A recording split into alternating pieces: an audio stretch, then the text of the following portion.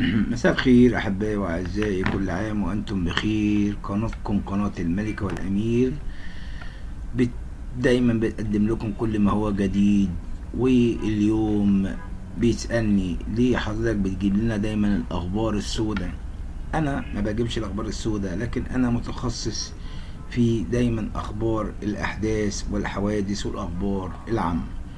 بالصور عاجل حريق يلتهم كنيسة السيدة العذراء مريم بإدفو. بالصور عاج الحريق يلتهم كنيسة السيدة العذراء مريم بإدفو. الكنيسة تحتاج لإحلال وتجديد، والسبب كالعادة العادة ماس كهربائي.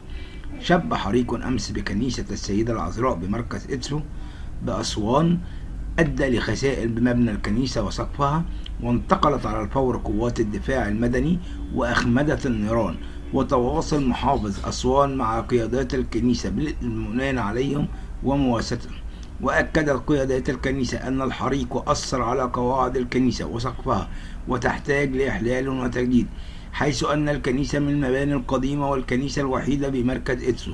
قال القمص جوارجيوس عبد الملاك كاهن كنيسة السيدة العذراء بإدسو أن اليوم عندما توجه عامل الكنيسة وقام برفع مفاتيح لوحة الكهرباء، شعر بشرز كهربائي بجوار أحد التكييفات وتصاعد أدخنة، فأسرع بإنزال مفاتيح لوحة الكهرباء مرة أخرى.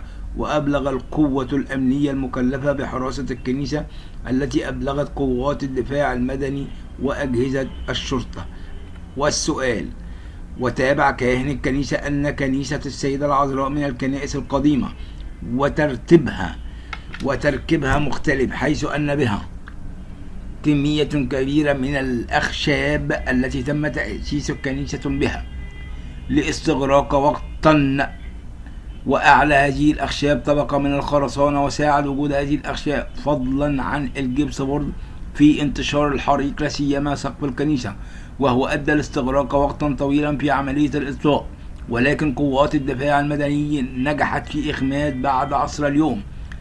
وأشار القمص جورجيوس أن اللواء أشرف عطية تواصل معهم وقدم مواساته لهذا الحريق، وأيضا الأجهزة الأمنية التي تعاونت سريعا. وانتقلت نيابة إدفو أدلة البحث الجنائي لمعاينة الحريق الذي ظهر واضحا من خلال عامل الكنيسة أنه ناتج عن ماس كهربائي.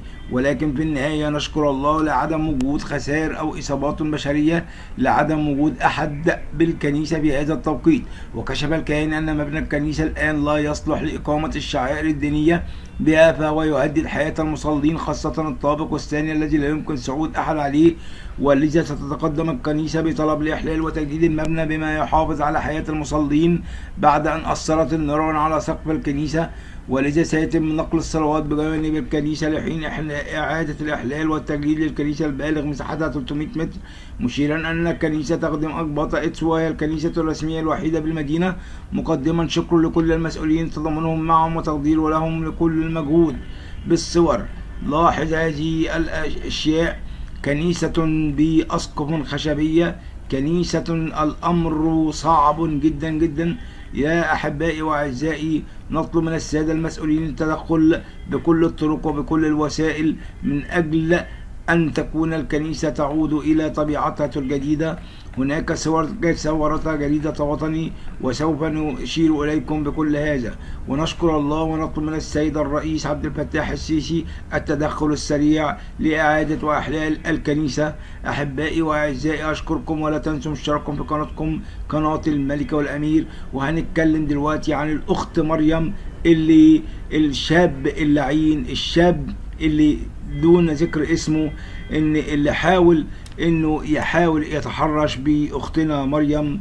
ونشوف مريم عملت معاه ايه ونكمل حديثكم. ما تنسوش تشتركوا في قناتكم قناة الملكة والأمير. لكم مني كل الحب والتقدير، وهكمل معاكم الحديث تاني. مساء الخير أحبائي وأعزائي. الفتاة مريم، أولا قبل ما نتكلم على مريم، عادل بن قناة الملكة والأمير بترشح لكم ودايما بتديكم السلام والمحبة من إيد ربنا. مريم عادل تتعرض للتحرش وتحكي التفاصيل وما فعله معها الأخ حسن المتحرش.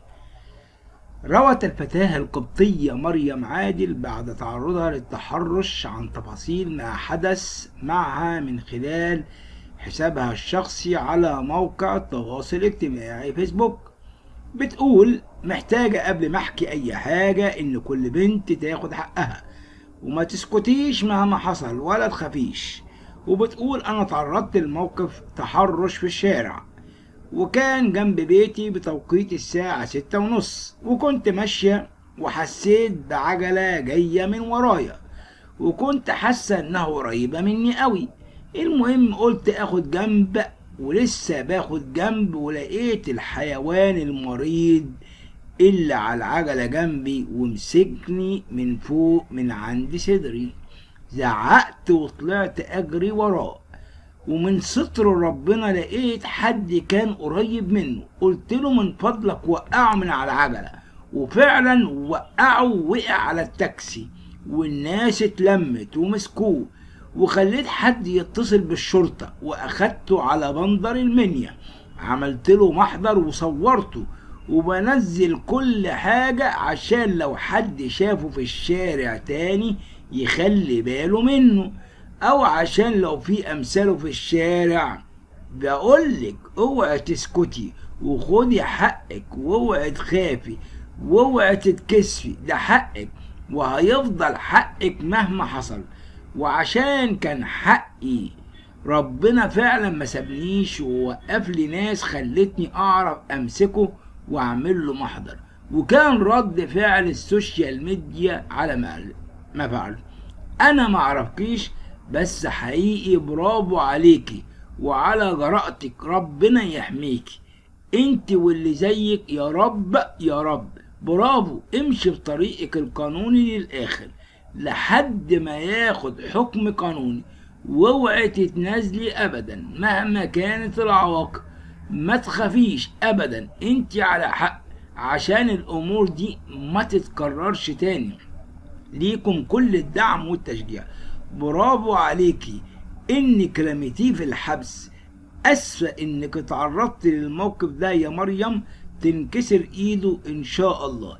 كلام جميل، كلام رائع، كلام كله يعني المنظر السخيف للبني ادم المتحرش وهو واقف. شكرا لكم احبائي واعزائي، ولكم مني كل الحب والتقدير، وسلام الرب يكون معكم. وهكمل معاكم، شوفوا الحديث اللي جاي وهو هدم الكنيسة.